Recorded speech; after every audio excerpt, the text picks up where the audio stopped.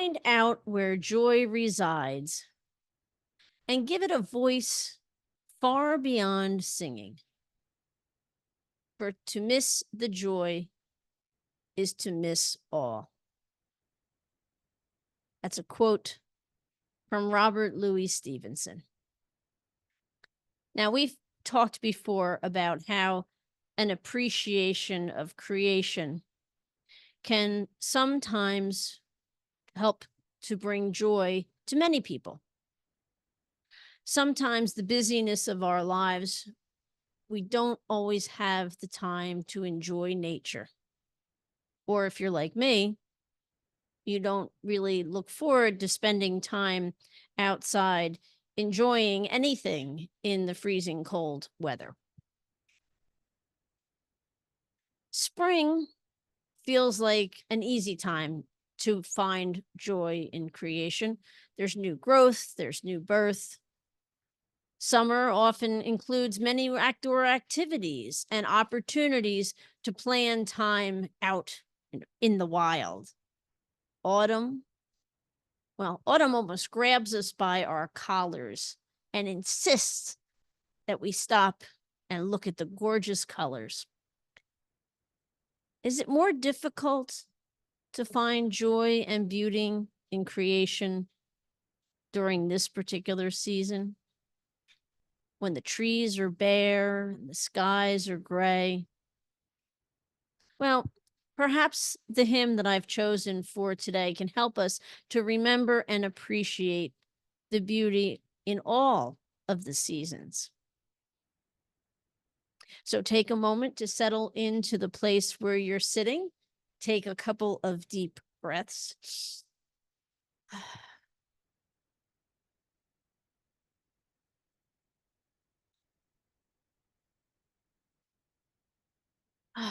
Oh.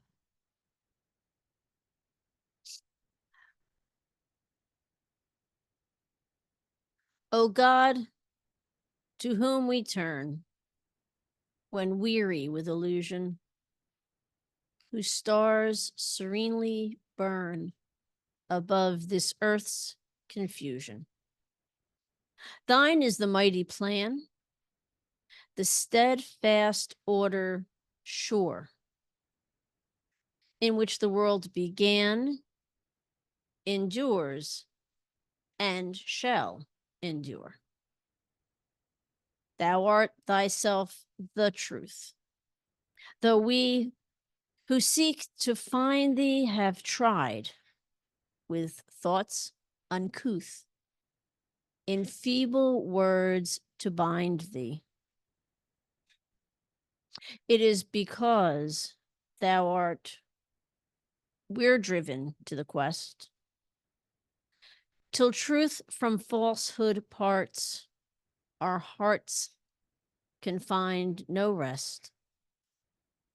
All beauty speaks of thee, the mountains and the rivers, the line of lifted sea where spreading moonlight quivers. The hymns thy people raise, the psalms and anthems strong hint at the glorious praise of thy eternal song. Where goodness comes to light, we glimpse thy plan unfolding. Where justice wins its fight, thou art the kingdom molding. The blood of friend as sign of love for comrades spilt reflects the vast design by which thy house is built. Thou hidden fount of love, of peace and truth and beauty, inspire us from above with joy and strength of duty. May thy fresh light arise within each clouded heart and give us open eyes to see thee as thou art.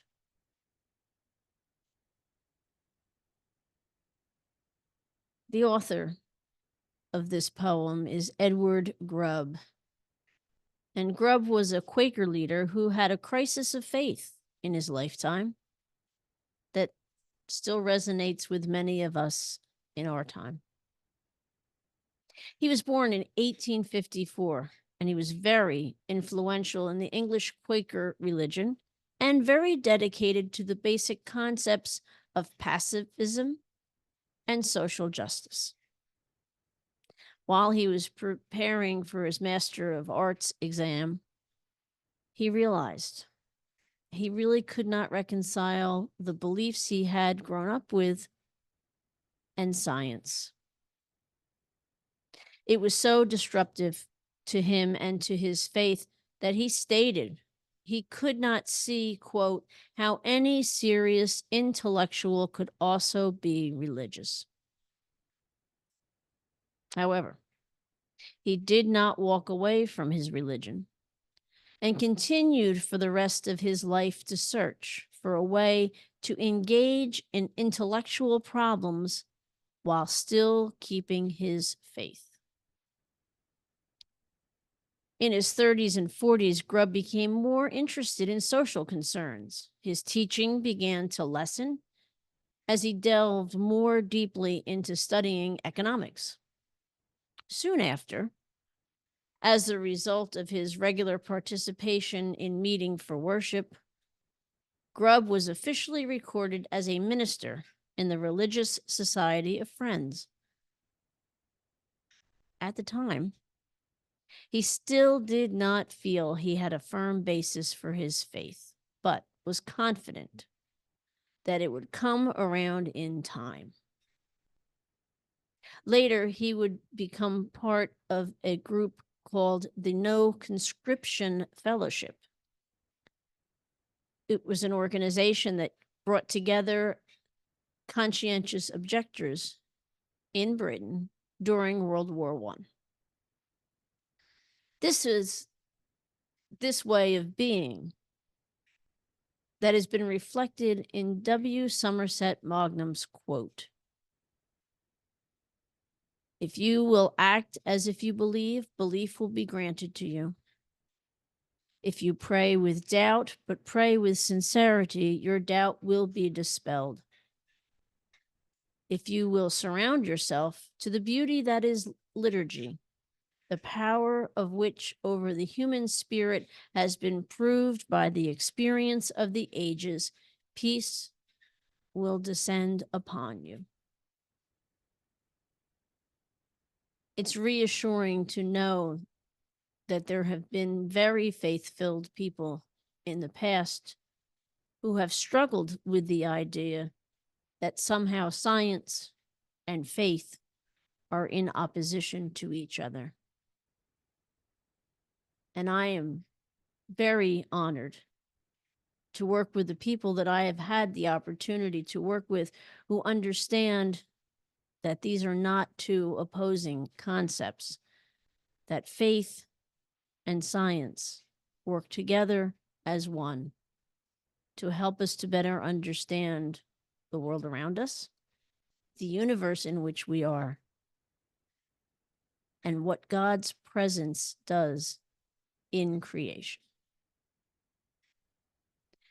If you keep my commandments, you will abide in my love, just as I have kept my Father's commandments and abide in his love. These things I have spoken to you, that my joy may be in you, and that your joy may be full.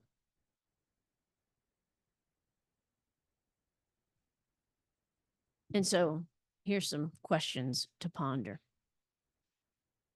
The term Christian duty was for a very long time a common phrase, but it's fallen into disuse as of late. So what do you think about this concept of having a particular duty as a Christian?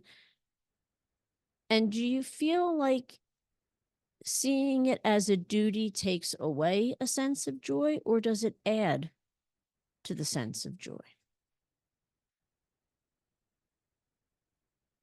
Reflect on a moment on that Magum quote. Have you ever experienced a time in your life that you felt your beliefs were unstable? And how does continuing to act in a faithful way help you to get through those times? And finally, what does it mean to you to abide in the love of Jesus? Those are some pretty heavy topics to contemplate. And I hope that you have an opportunity today to either go out into, or maybe perhaps just look through the window at the nature that is around us and all of God's creation, and take some time to contemplate the hymn that we offered today. And so I will see you back again tomorrow when we will contemplate another of our songs. And until then, take care and God bless.